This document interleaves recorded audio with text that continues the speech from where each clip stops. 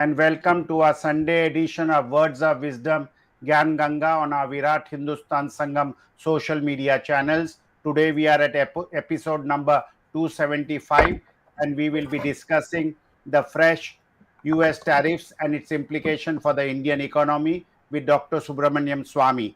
I thank our viewers across the globe for their support we get week after week for this program on various social media platforms. We will today pay tributes to a young girl from Assam, Kumari Kanaklata Barua, who became a martyr even before she was 18 years old. We have a short video on her.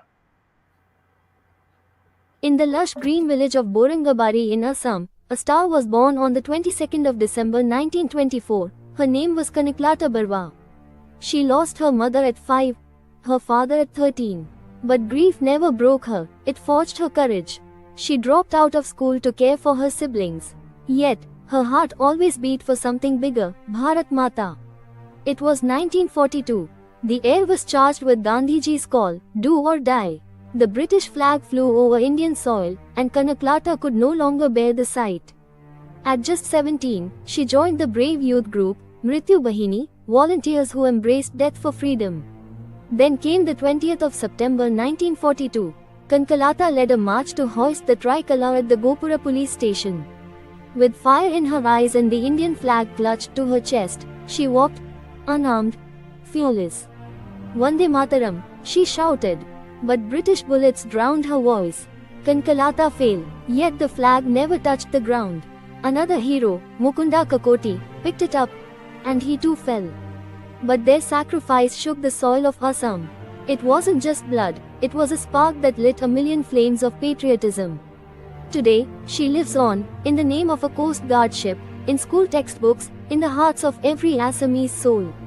She did not live to see free India, but she died to make it real. Kanaklata Barua, not just a name, but a flame of freedom that still burns bright.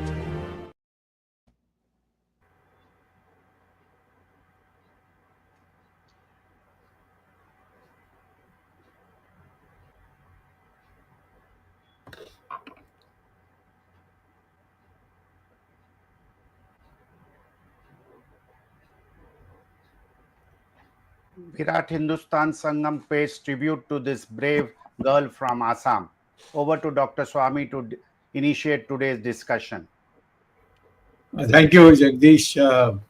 We are in a very interesting situation in our country, and in fact, in one sense, even the world. And that is the dealing with Mr. Trump, who is getting his way in many ways, but he's now taken on India, and India has to show that it will not crumble before him. Now, what he's saying is that, first of all, he is supporting Pakistan.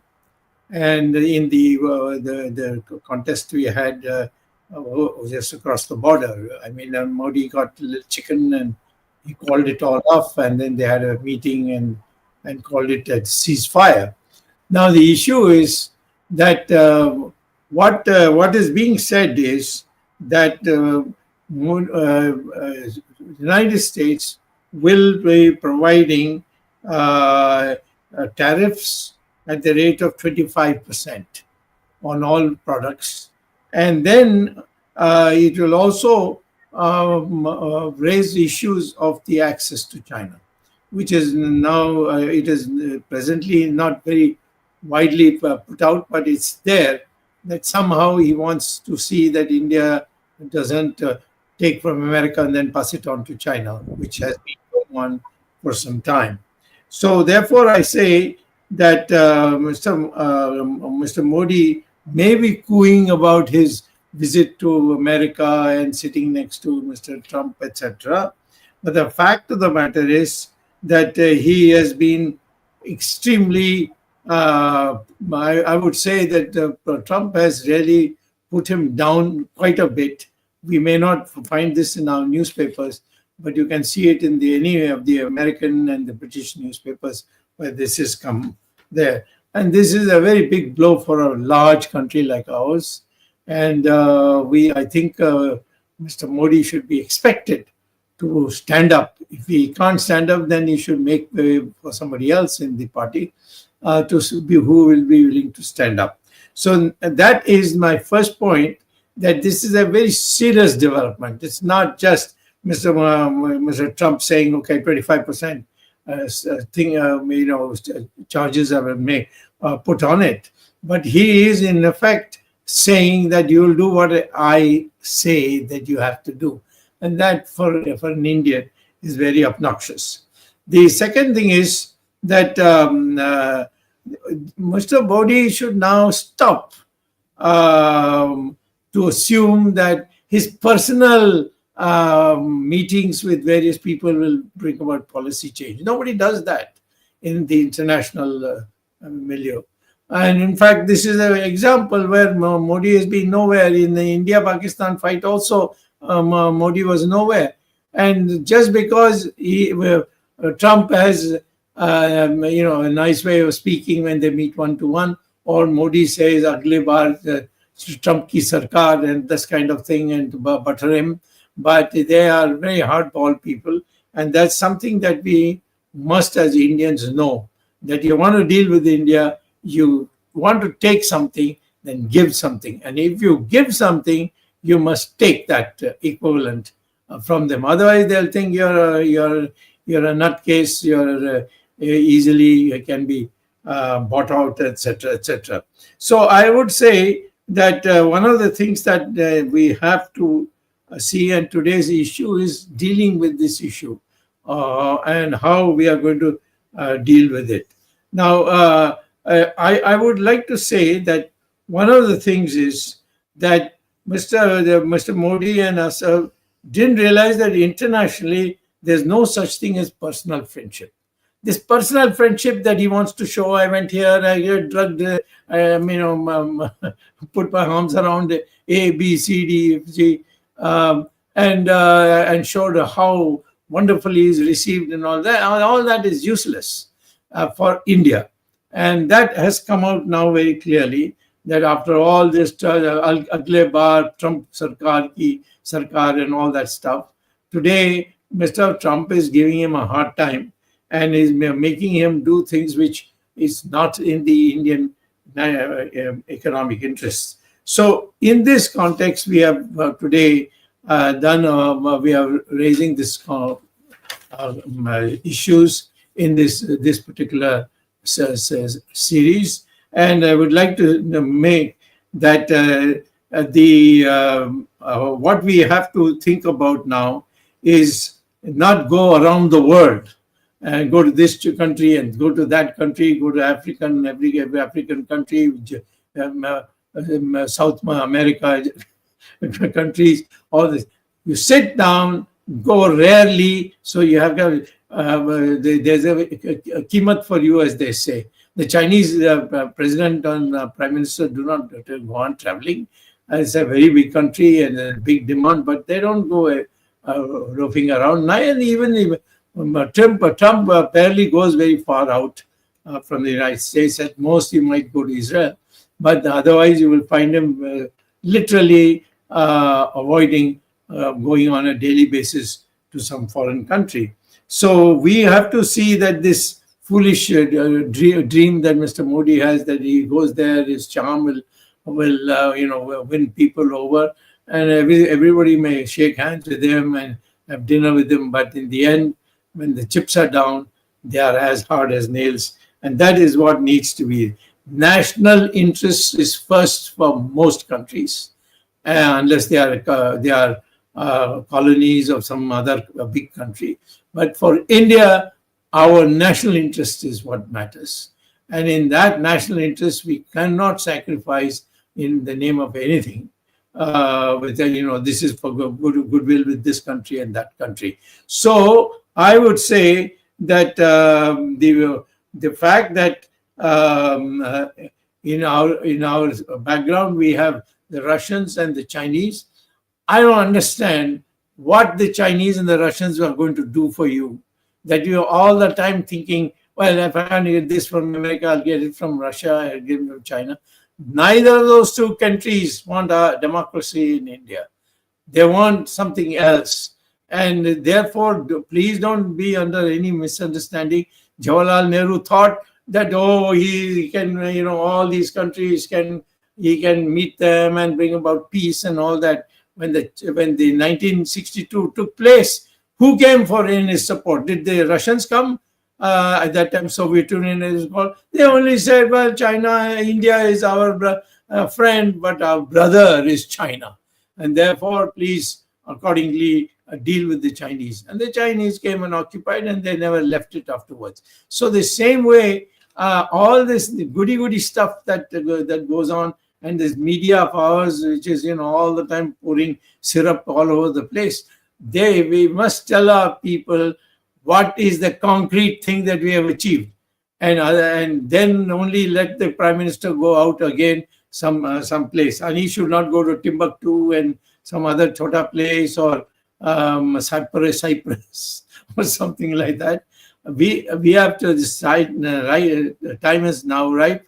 India must act as the largest population country in the world, and the potential that our people show themselves to be brilliant minds when they go abroad.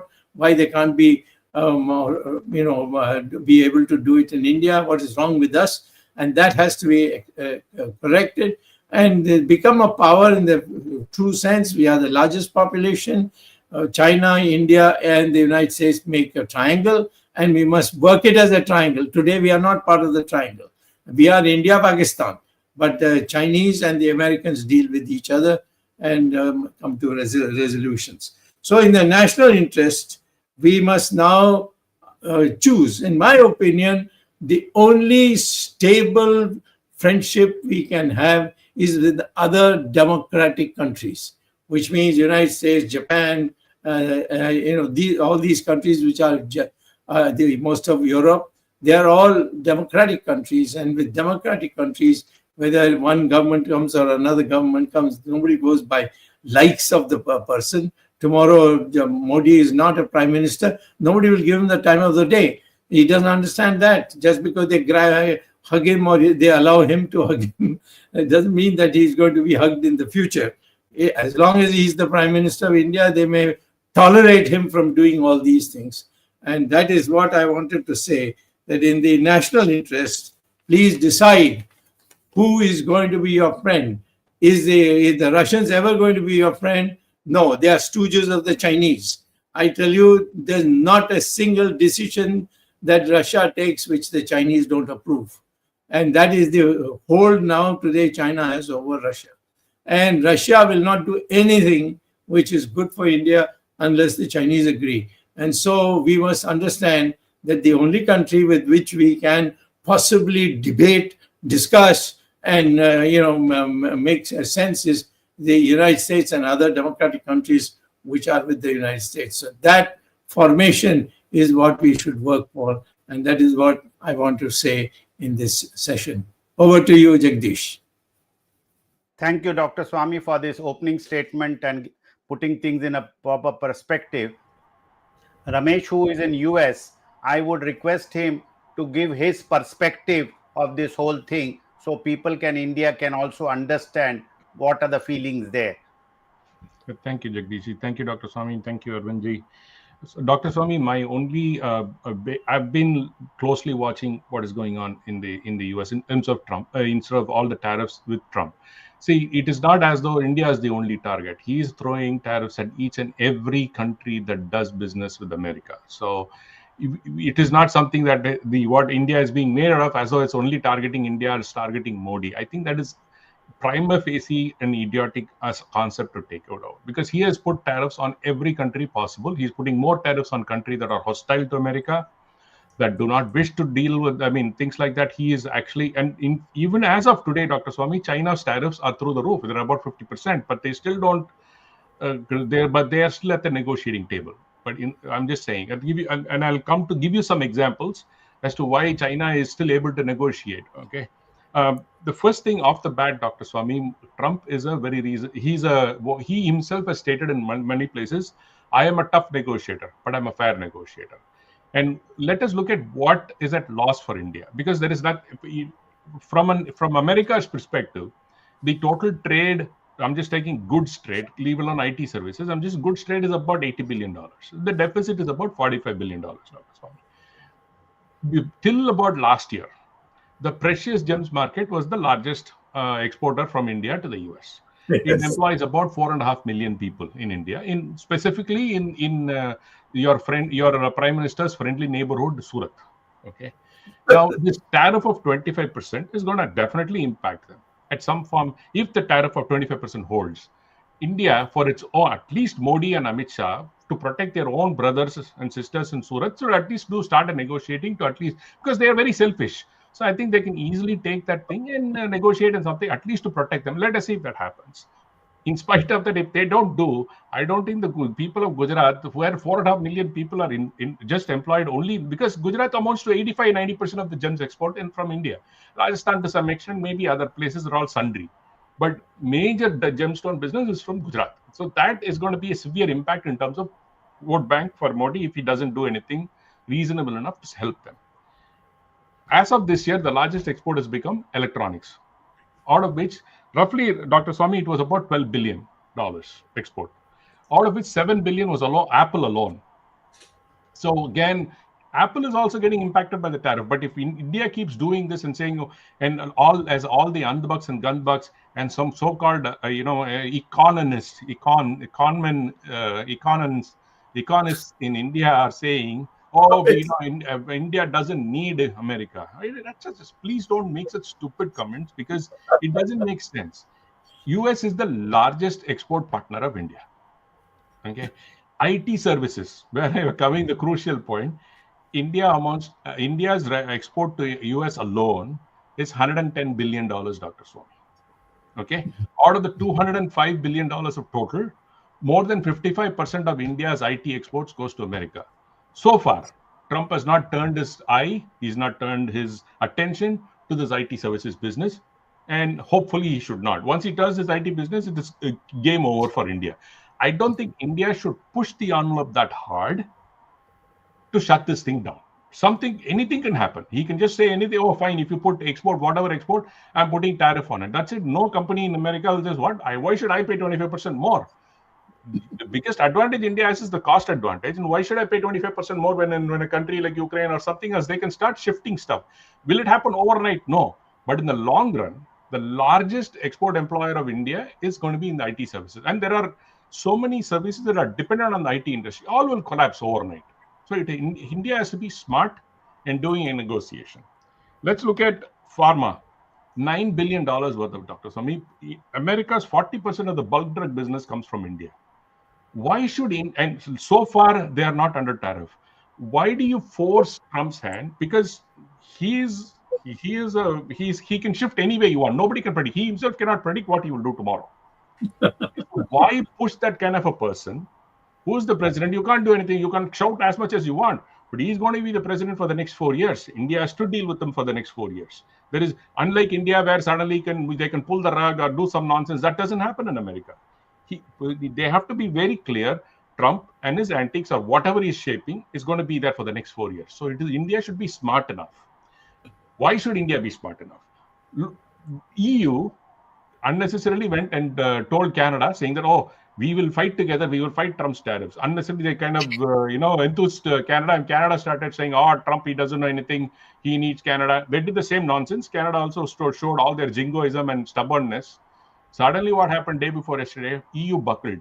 And they said, okay, I'm agreeing to 15% tariff with Trump. Now, Canada is holding the hot water and just, they don't know what to, they're blinking they're blinking. They don't know what to do now. Canada's biggest export partner is America. There is nobody else. Nobody else is going to buy from Canada. Only America can buy.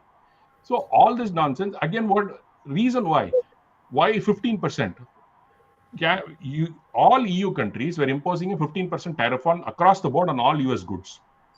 In return, all EU goods to America were charged only 7.5% tariff. Old regime. I'm talking about this pre-tariff regime. So all America said was, you charge 15, I will charge you 15. So the fair deal, right? So this is exactly where Trump's approach is.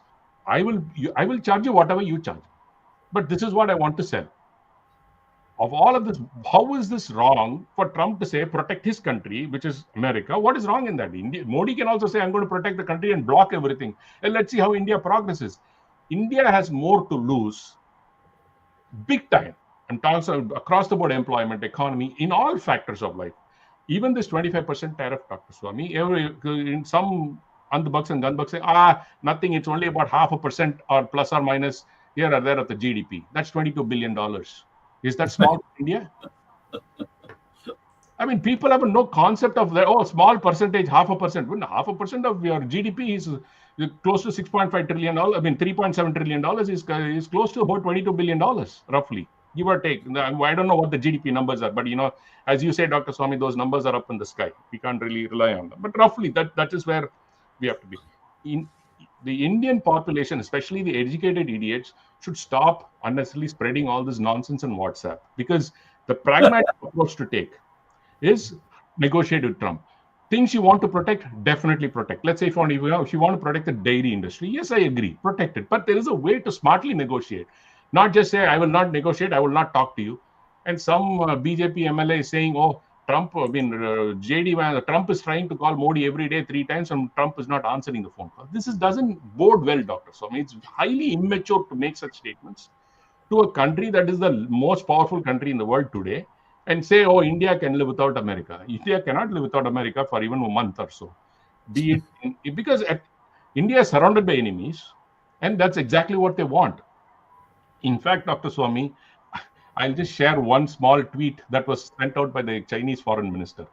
This is nothing but a joke. He's just needling India, saying that if India truly seeks autonomy, the first step, it should be financial autonomy. Abandon the dollar. Do you think India will dare to do this, Dr. Swami? He is mocking India. He's making a joke out of India, saying that you have no ground to stand on to do such kind of a stance. Because China, and on the other hand, why is it able to negotiate? It has a $250 billion deficit with America, but trillions of dollars worth of economy. India's size, total exports to America is pittance, 83 billion. Their deficit, China's deficit alone is 240 billion, Dr. Swami, trade deficit. They are in trillions of dollars in terms of economic size, and they are able to negotiate. India doesn't have a stand, in my view, to negotiate with America. So in my best thing is have a negotiation, protect what you want to protect. I think there'll be reasonable talks, and they can be, instead of saying that Modi will not call Trump, Modi has cancelled his visit to America, he will not meet Trump, as if Trump is waiting for him in the White House. No, he can cancel one of the 3 trips every year. Which is so somebody, again, this is another point that I wanted to bring anyway, so it's a part of my thing. The NRIs remit about $125 billion, so you don't want all of the people are expecting that Indians in America will quit their jobs, come to India and develop India. I mean, I don't get this, Dr. Swami. Why do they even think such absolutely stupid ideas? I just don't get this.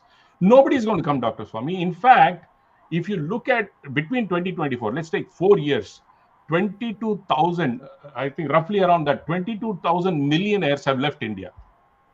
22,000 millionaires have left India. So what is it telling you? That we can't build an economy in India because of corruption, bureaucracy, whatnot? Nothing is going to happen in India. So why should I even waste my money sitting in India? They made the money go out there, investing it somewhere else. The FDI inflow has come down already. People are there afraid because of these high tariffs. If Trump does something more, they don't want to put the money in a country where they're going to start negotiating. They're going to play hardball with Trump. It's not going to happen. So the politicians, at least Modi, he doesn't have any economic brains. So we agree that. I mean, you have told us many times. Even people who are advising him I think they're just fooling him. But if somewhere somebody says to him, saying that, oh, please, don't do this, come up with a negotiation plan. Because non-negotiating is not going to win with Trump, Dr. Swami. I'm very clear about it. If the entire EU is buckled, UK is buckled. Pretty much half of the world is buckled. The only people that he doesn't want to negotiate are with Russia. He says, unless Russia stops the war with Ukraine, no negotiation. And he's saying, just because India is buying oil from Russia, I'm going to tack on another 10% as penalty for buying oil from Russia. So it ends up becoming 35% tariff. So he is very clear. China, on and off, cold one day, hot one day, it's fine. But at the end of the day, as of today, USA needs China. because we're not going to, otherwise, bluntly, I'm telling you, America cannot survive without China because of the amount of goods that we buy. The example that I wanted to finally say, Dr. Swami, this 50% tariff on China. I'll give you one, Dr. Swami. Well, let us take, if I want to buy, uh, the way it has boiled down to is, earlier, cost of good was $2, Dr. Swami. 50% of that is what? Another buck, another dollar. So $3 for an American. What I pay $2 for something, if I'm paying $3, is not going to be a big deal. This is exactly what is happening in America. So people are ready to take a 50% tariff on Chinese goods because it's so inexpensive, so cheap, that India cannot make those goods. See, how should India compete with China? If they have the facility, if they have the industrial base, if they have the workers base, if we have everything ready and says, okay, I'm going to compete with China, and I'm able to manufacture the same pencil for same $2 or less than $2, and even if they impose a tariff on me, we are not at that level. India is not at that level.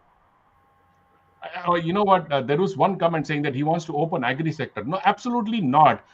I'll give you one more example. This agri sector, Dr. Swami. America says you're imposing a lot of tariffs on all our goods. What is America selling to India? Harley Davidson, whiskey, right? And they want to open up agri sector. Let us take the first two things: Harley Davidson, whiskey, Dr. Swami. Even if India gives them 15% subsidy, it will still be more expensive than any available motorcycle in India. I don't think Indians will be so stupid to say, I'm ready to pay more money and buy a Harley Davidson. Even in America, Harley Davidson doesn't sell that very well, leave alone in India. Let's take American whiskey.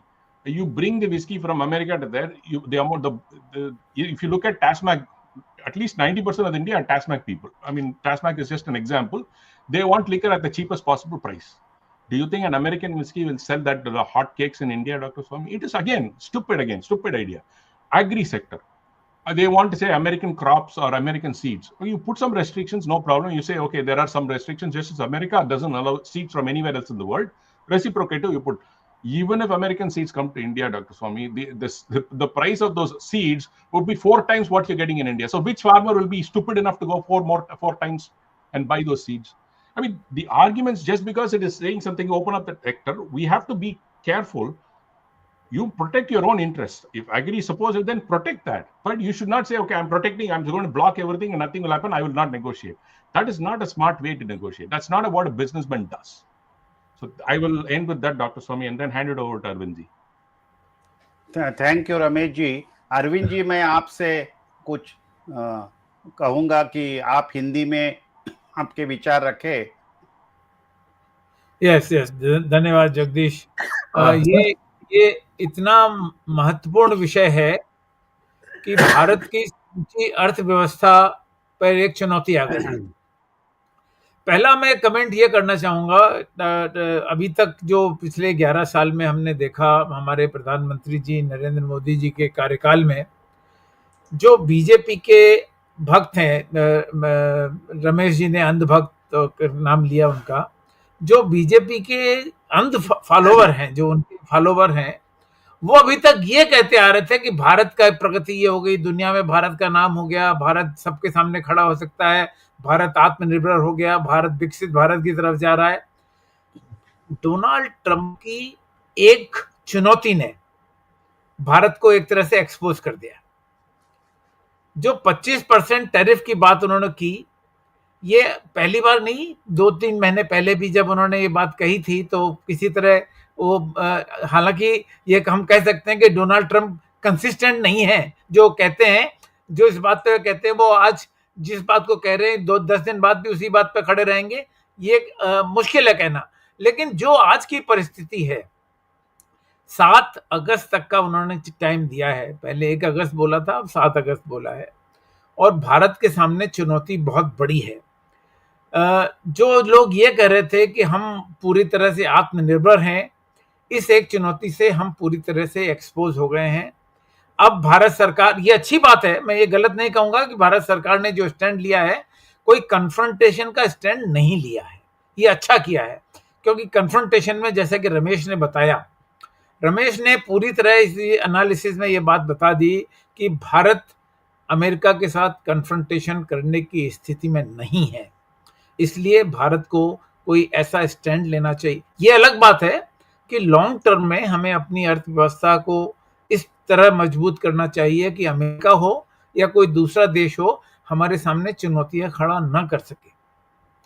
लेकिन जब तक हम उस स्थिति में नहीं आते, तब तक आज हम चीन के साथ देख रहे हैं। चीन हमें आंखें दिखाता है और लेकिन हम अपनी आंखें झुका लेते हैं, क्योंकि हम चीन के सामने भी मजबूर हैं। अमेरिका के सामने भी हम उतने ही मजबूर हैं जितने हम चीन के सामने मजबूर हैं। इसलिए नरेंद्र मोदी सरकार को, भाजपा सरकार को चाहिए कि आने वाले समय में जो डील की बात, ट्रेड डील की बात डोनाल्ड ट्रंप सरकार कर रही है, हमें किसी तरह एक कंप्रोमाइज करके किसी तरह इस रास्ते से बच निकलना चाहिए, जब तक कि हम अपने आप पैरों पर खड़े होने लायक न हो जाएं। हो सकता है उसमें कई साल लग जाए। मैं डॉक्टर स्वामी से एक सवाल पूछना चाहता हूं। कई कारण हैं कि डोनाल्ड ट्रंप इस तरह का स्टैंड ले रहे हैं। एक जो डोनाल्ड ट्रंप ने कारण बताया है, वो कारण उन्होंने ब्रिक्स का भी उन्होंने इसका जिक्र किया है। उन्होंने ये भी जिक्र किया है कि ब्रिक्स ने कभी भी एक किसी इस स्तर पर कोशिश की थी कि हम डॉलर को रिप्लेस करके अपनी एक करेंसी बनाएं, अपनी एक मुद्रा बनाएं, और डोनाल्ड ट्रंप को इससे बहुत बड़ा चिढ़ लग रही है। और ये एक कारण है, मैं ये नहीं कह रहा हूं यही मुख्य कारण है। दूसरा मुख्य कारण जो है, मैं दूसरे सवाल के रूप में पूछूंगा। तो पहले सवाल के रूप में मैं डॉक्टर स्वामी से पूछना चाहता हूं, डॉक्टर स्वामी, कितनी वास्तविक है ये चुनौती डोनाल्ड ट्रंप के लिए कि अमेरिकन डॉलर को ब्रिक्स की नई करेंसी किसी भी प्रकार की कोई चुनौती दे सकती है, और भारत को या ब्रिक्स देशों को इससे क्या लाभ होगा? उन्होंने भारत को ही निशाना नहीं बनाया, ब्राजील को भी निशाना बनाया इसी कारण से। तो कृपया ये बताएं हमारे दर्शकों को भी, और आप अंतरराष्ट्रीय स्तर पर अर्थशास्त्र के विशेषज्ञ हैं, इस बात की एनालिसिस आप ही कर सकते हैं, और बताएं कि किस प्रकार से डॉलर को चुनौती ब्रिक्स दे सकता है, अगर दे सकता है तो। देखिए, आपको पता है कि 2016 में नरेंद्र मोदी ने मुझसे कहा कि ब्रिक्स का एक रिसर्च इंस्टीट्यूट हम खोल रहे हैं, बैंक भी खोल रहे हैं और रिसर्च इंस्टीट्यूट भी खोल रहे हैं, और उसके अध्यक्ष सब लोग सर्वमान्य कहा कि यस, डॉक्टर स्वामी को हम बनाने के लिए तैयार हैं। तो उन्होंने मुझसे कहा कि आप, ये बहुत बड़ी जीत है हमारे लिए, ये है वो है, आपको जाना चाहिए। तो मैंने उनको कहा कि मैं जब इंडिया में नहीं कुछ कर सकता हूँ, वहाँ जाकर 5 देशों के साथ क्या कर सकता हूँ? मुझे पहले जो भी मैं इंडिया में चाहता हूँ करके दे दो, मैं फिर चले जाऊँगा। परंतु वो तो कर नहीं सकते हैं।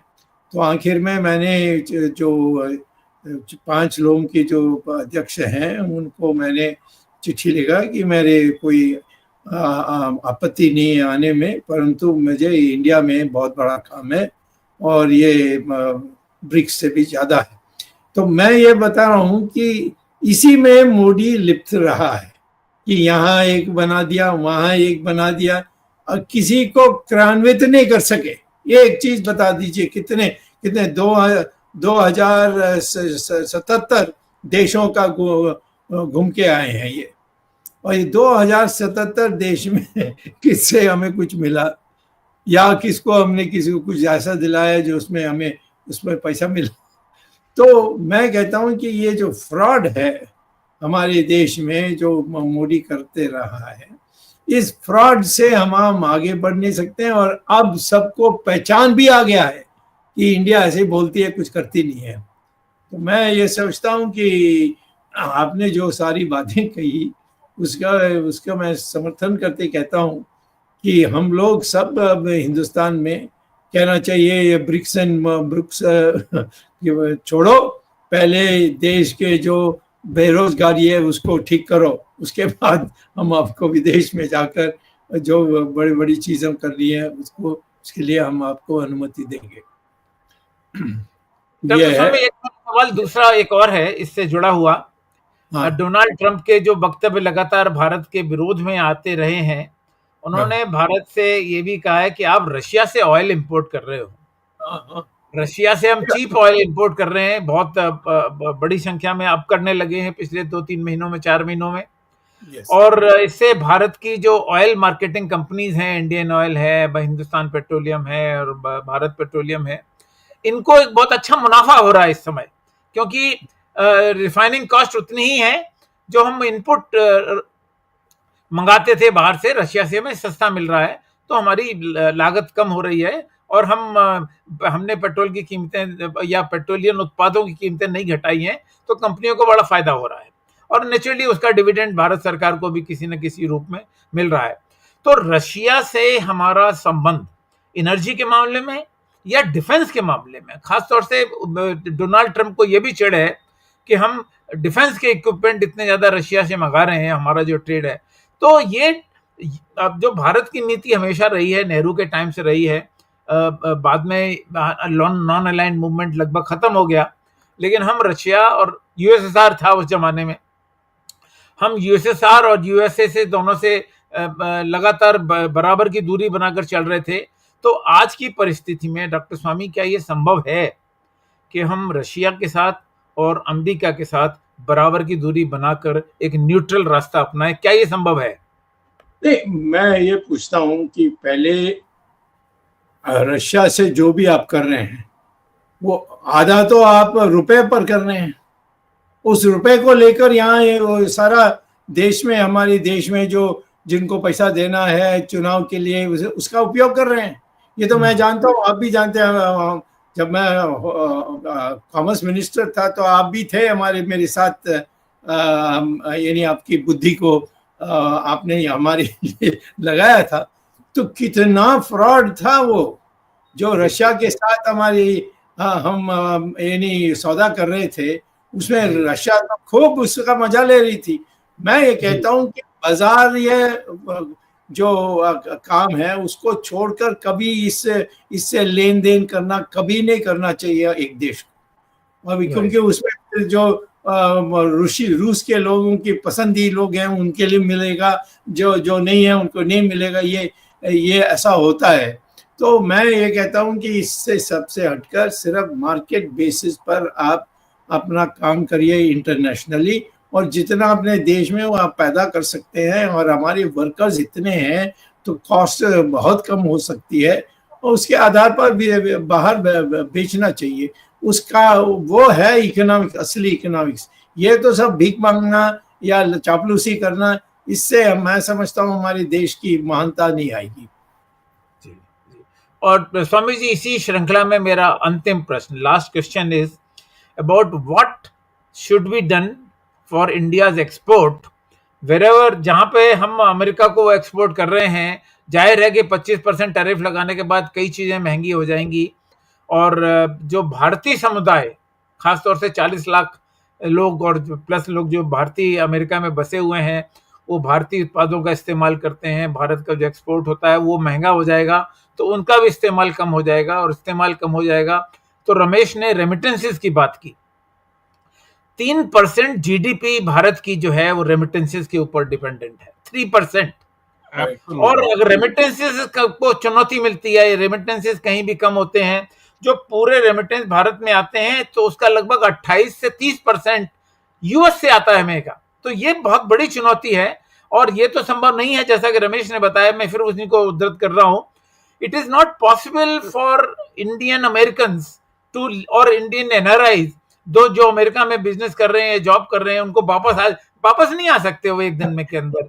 ये बहुत मजाक की बात है, जो लोग बात कर रहे हैं मजाक की बात कर रहे हैं। पहली बात हमारे देश पे कितना असर पड़ेगा इसका? नहीं, देखिए, पहले हम अपने राष्ट्र की जो प्रभुसत्ता है और जो हमारी जो क्षमता है उसको मजबूत करने की आवश्यकता है। अब मैं आपको एक उदाहरण देता हूं जो आज भी चलती है। 1962 में जब चाइना ने अटैक किया इंडिया को, तब रशिया ने क्या कहा था, उस समय सोवियत यूनियन उसको कहा जाता, उन्होंने कहा कि आप तो हमारे मित्र हैं बट चाइना तो हमारी भाई है, तो इसीलिए हम क्या मदद कर सकते हैं।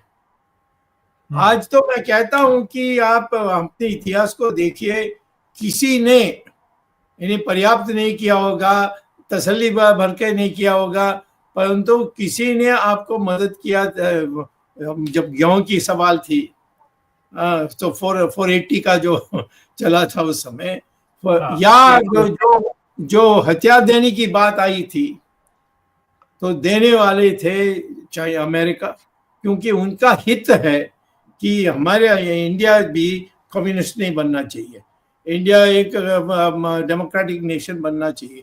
और गधे हैं, वो हमारी बात नहीं सुनते हैं, वो कह सकते हैं, परंतु आखिर में वो जानते हैं कि इंडिया को बचना बहुत आवश्यक है, अमेरिका के लिए। उसके लिए एक ऐसी यानी आपस में बात करनी चाहिए जिससे अमेरिका भी खुश हो जाए, हमारे भी काम हो जाए, ये करना चाहिए। अभी ये रशिया और अमेरिका चाइना को बिल्कुल छोड़ देना चाहिए कि उनकी जो सारी जो व्यापार है उससे जितना कम करना है, उनसे तेल लेने की कोई जरूरत नहीं है। आप अमेरिका से कहकर ये जो सऊदी अरेबिया ये भी आपको कंसेशन में दे देंगे तेल, यदि आपको चाहिए। तो इस प्रकार से हमें कूटनीति या जो भी आप उसको कहते हैं उसको करना चाहिए। Absolutely, Dr. Swami. And one more thing, Dr. Swami, this so-called cheap oil from Russia. Yes. That money, that reduced oil pricing has not shown up in the pump. Yes. So the most important fact is, if you're buying cheap oil, then shouldn't the prices of petrol gone down in the petrol pumps? I don't think so. Arvindji, you know this very well. So, your thoughts. Doctor, Doctor, I don't know if others have stopped. Dr. Swami.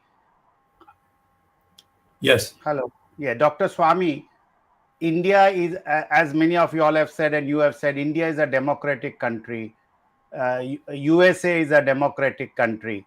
And we are talking just now about Russia and China, which especially with China, our relations are not too good. Pakistan is virtually a military rule or a dictatorship. In the overall scheme of things, in the last 50 to 70 years, what you think has gone wrong? Why could a democratic country like India not have a proper self-respecting tie-up with a country like US? Because you find lot of Indians who have gone to America and settled down in America. You would hardly find any Indian having gone to Russia, settled down there, or gone to China and settled down there. So even on people-to-people basis, Indians are more settled in the US, and a lot of Indian NRIs are perhaps there in the US. So why can't USA and India be natural allies? And what do you think has gone wrong in the last 75 years on this issue? Because it's not today just the tariff. Democratic country, largest country, a rich country, we could all have a good working partnership. But what you think has gone wrong, and what can set it right for the coming years? According to me, right from the time of our freedom, after Mahatma Gandhi passed away, Sardar Patel passed away, Rajagopalacharya was sent to Madras.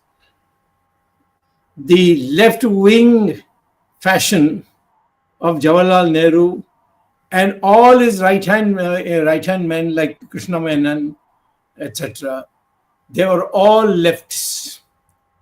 They were pseudo-communists, you may call them. You may call them anything.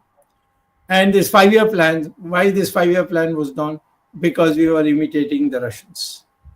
So all through, even though we were a democracy, therefore, it didn't prevent the people in power to be leftists. Even Mr. Atal Bihari Vajpayee once told me that we cannot take a stand of market economy. We have to know that there's a very strong view that our country's economy should be based on what he called as he didn't call it communist, but he said one where the state provides the essential commodities. So I think the fault is that we should have, unfortunately for us, Sardar Patel died very soon. So Rajagopalacharya had to be shunted off. And Mahatma Gandhi, of course, didn't have very strong views on anything, but he was a way who could at least balance some things. He had been assassinated. So the Jawaharlal Nehru disease, which was followed by Mrs. Gandhi also. And when Rajiv Gandhi tried to break it, he was assassinated. We still don't know who was behind it, but we do know a left-wing organization called the LTT killed him. On that, there is no doubt. And we also know that when the Manmohan Singh government came, the first person Putin invited to Russia was Sonia Gandhi. And both of them together went to St. Petersburg. And from there, they went to a small town where Sonia Gandhi's father, who was in Hitler's army and was arrested and put in jail, she wanted to go and see that. But Putin arranged for it. Russian ambassador told me at that stage itself that we consider her as one of us. And therefore, you may say anything about her ideology or whatever, but the fact is that left-wing thoughts are there clearly in their mind. And the same thing happened when Sonia Gandhi and Rahul Gandhi went to China. They have signed an agreement, and the Chinese are now represented in the Rajiv Gandhi Foundation. Nobody speaks about it. So these people... They got money from Rajiv Foundation, got money from China. Yes, that's right, from China. Yeah. And so, therefore, we are not yet being a genuine democratic country. Thanks to the people of India, it's very difficult to break it because in the emergency, everybody saw that the public were ready to revolt.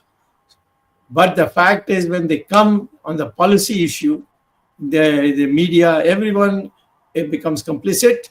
And anyone who speaks right-wing, they say, oh, American agent. As if you are for socialism, you're not a Russian agent. I mean, the question is this. They damned anyone who talked about the market economy. And poor Manmohan Singh, how much hell he went through. In fact, Rahul Gandhi made a public show of his contempt for Manmohan Singh. So we are still not got out of the Krishna Menon, Jawaharlal Nehru, that crowd. G. Parsati, I knew him knew well through because my father and he were great friends. And he was about as strong a KGB man as anybody could be. And certainly when he was in Cambridge or Oxford, he had participated with in their programs. So we have not yet come out of the ideological thing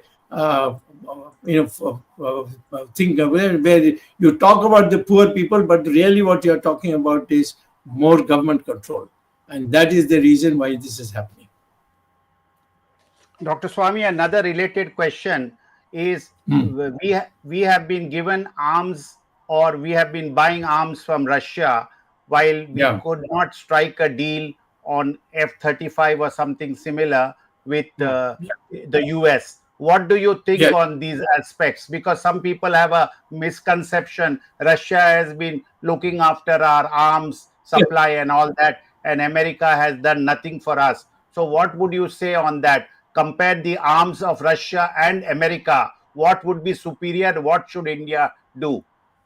Any superior American military equipment will not be given by the Americans, because on land in India, they'll all be copied by the Russians or the Chinese, and it will be used for their own country.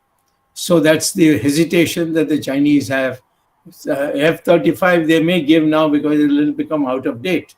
But 20 years ago, it was the most fashionable, most sought after aeroplane for jet bombers, you see.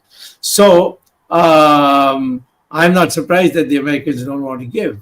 You have to prove that you are independent. You have to prove that the Soviets and Chinese are not worked themselves into the woodwork of the Indian government. So, Dr. Swami, one other thing that Arvind brought up was the stock market. Again, if you look at it, Dr. Swami, America lost $1 trillion in a day because of these tariffs. The American stock market is about $53 trillion in size.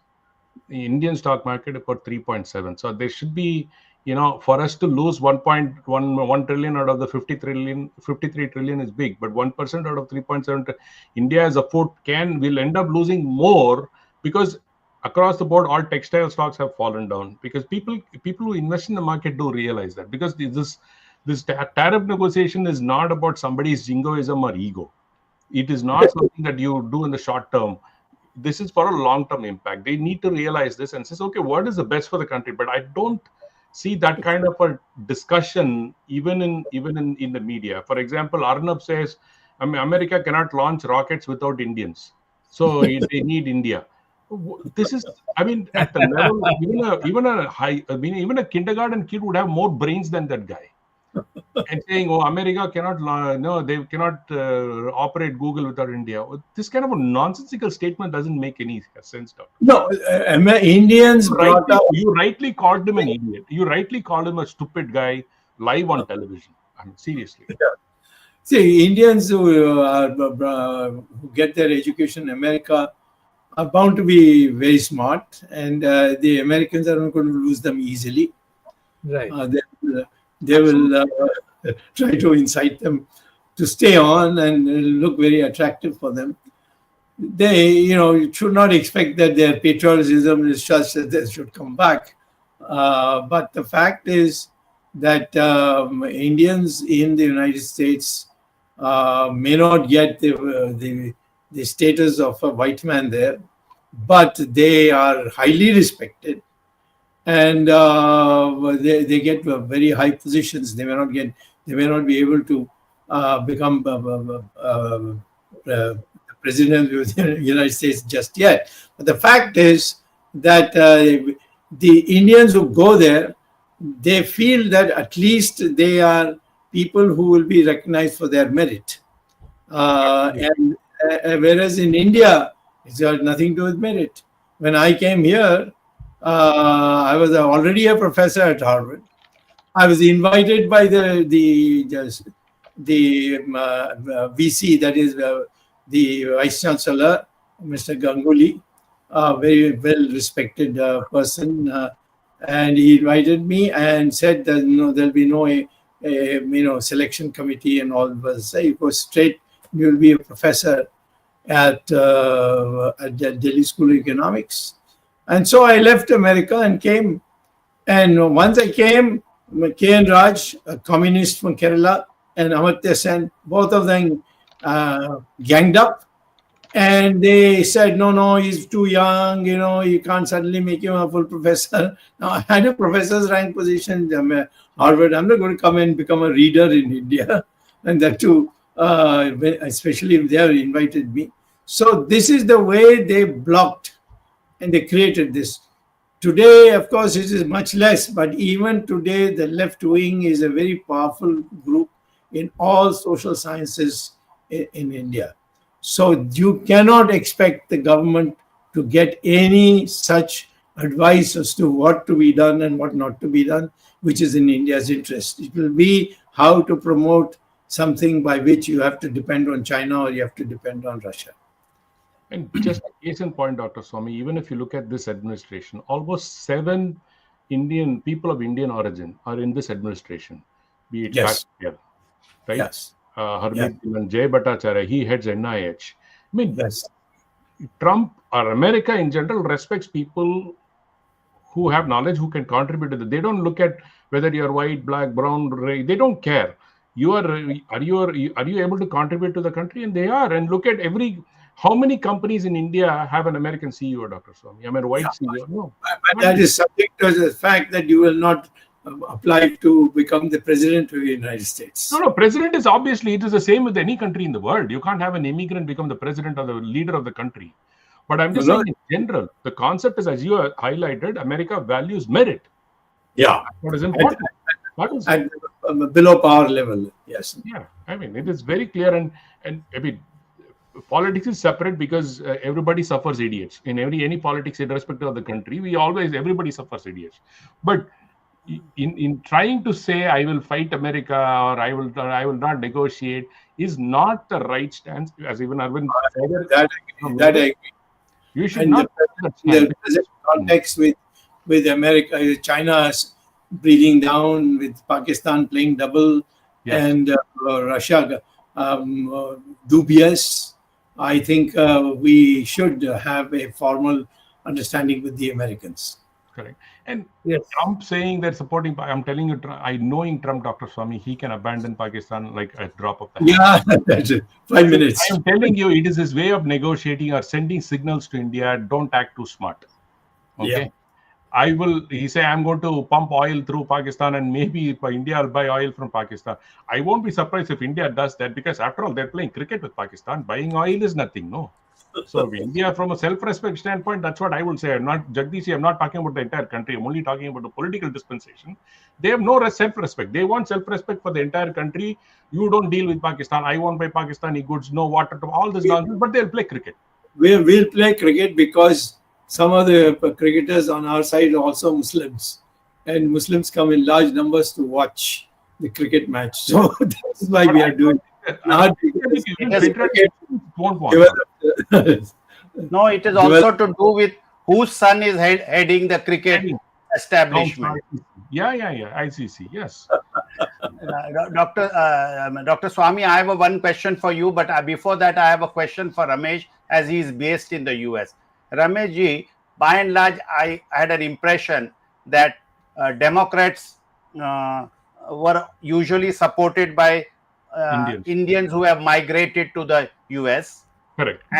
But in the run-up to the last year's election, which made Trump come back in 2024, or got elected in November 23, a lot of Indians were out campaigning for, I'm talking about Indian Americans campaigning for Trump, and I know many of our Hindutva friends in the US also were campaigning for Trump.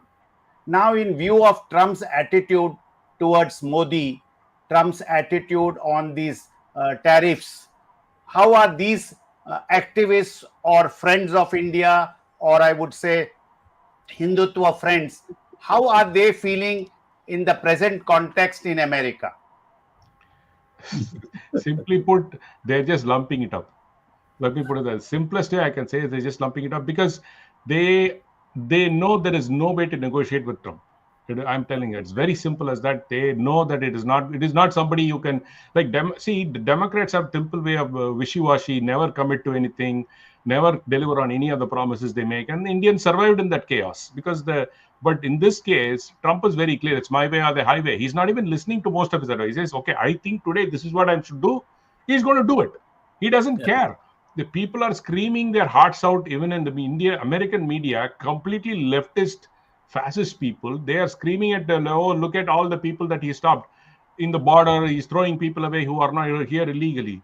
I mean, take at least one lesson from Trump. No, throw illegal Bangladeshis from your country. You're not able to do that. What Trump is doing here.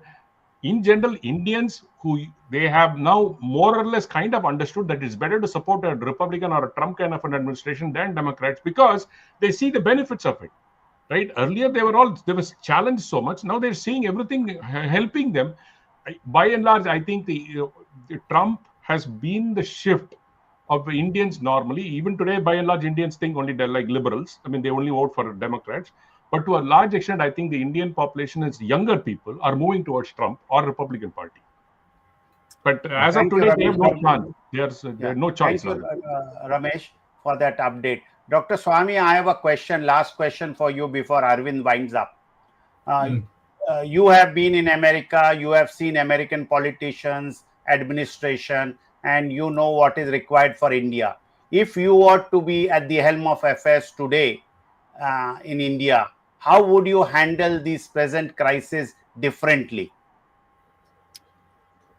Well, I think we should make it very clear that when the chips are down, we are with the Americans.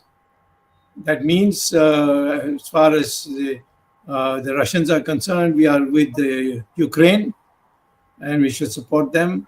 We'll support Israel. In case the Chinese were to try and take Taiwan, we'll support Taiwan. We have to have, it's a black and white situation, and the problem of being non-aligned and all this bakwas, both sides will say you're a bunch of mendicants or something. So I would say we cannot be a party with a non-democratic party. If Russia is a dictatorship, and so is China, and so we cannot be with them. And we have to therefore be with the democratic nations, and one of the leading democratic nations is the United States. Not because they're white-skinned or anything. I'm not on that.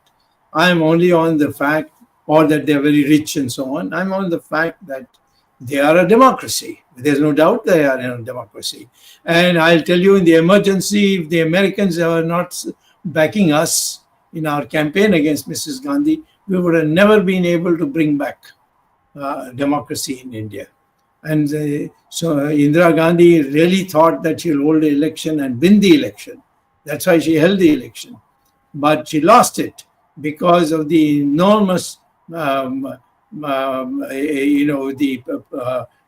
presentation of the issues and all over the world, particularly in where the Indians were.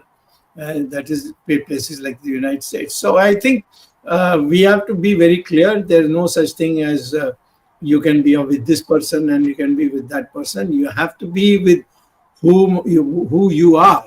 We are a democratic country, and hence we must always give first preference to democratic countries. And then if there is a room available, then we can be friends with the Chinese or the Russians, as the case may be. Thank you, Dr. Swami. Before I hand over it for Arvind to wind up the show, I wish to inform our viewers that as you see on your screen, there is a QR code which is displaying on your screen. That is the link for registration for the Virat Hindustan Sangam annual convention which you are having at Pandharpur in Solapur district of Maharashtra on 14th and 15th of September 2025, where Dr. Swami himself will be present. You can refer to the above code or scan the above code, and you'll get details of the event and the activities we'll be having there at Pandharpur. Over to Arvind Chaturvedi. Thank you, Jagdish. This has been a wonderful discussion, and more so in the light of the action that government is contemplating to face or counter the announcement of 25% tariff by US President Donald Trump. Dr. Swami, who has been expert in this area and who has lived in US for a number of years, and in fact taught them, and Ramesh Swami, who is still in US, and he has presented the Indian perspective. Thank you both for providing this narrative, what Indian government should do and what are the implications of this 25% tariff. As I said earlier, it's a big challenge for government of India, and Indian government at this stage cannot afford to confront the US. It has to be a negotiated deal. The US delegation is visiting India maybe after 3 weeks on 25th August. The US state delegation is coming to finalize the deal, and I hope government of India will take a balanced stand and have a no confrontation with America, so that our economy doesn't suffer. Thank you, Dr. Swami. Thank you, Jagdish, for being with us, and also the technical team led by Ashish Shetty, Swaminathan, Tejas Navalgul, Gadgi Rakesh, Ishwar Iyer, Ajesh Nair, and Gurdat Shetty. We will be meeting again next Sunday with a new topic and Dr. Subramanian Swami. Thank you, viewers, for supporting us so long. And as you know, as Jagdish has already said, in the September, we are going to have this convention in Pandharpur. We expect a large number of VHS members to join us. So till the next Sunday, we meet at 8 p.m. Indian Standard Time with a new topic. Till then, Namaskar, Jai Hind, Jai Shri Ram. Jai Hind, Jai Shri Ram. Jai Shri Ram.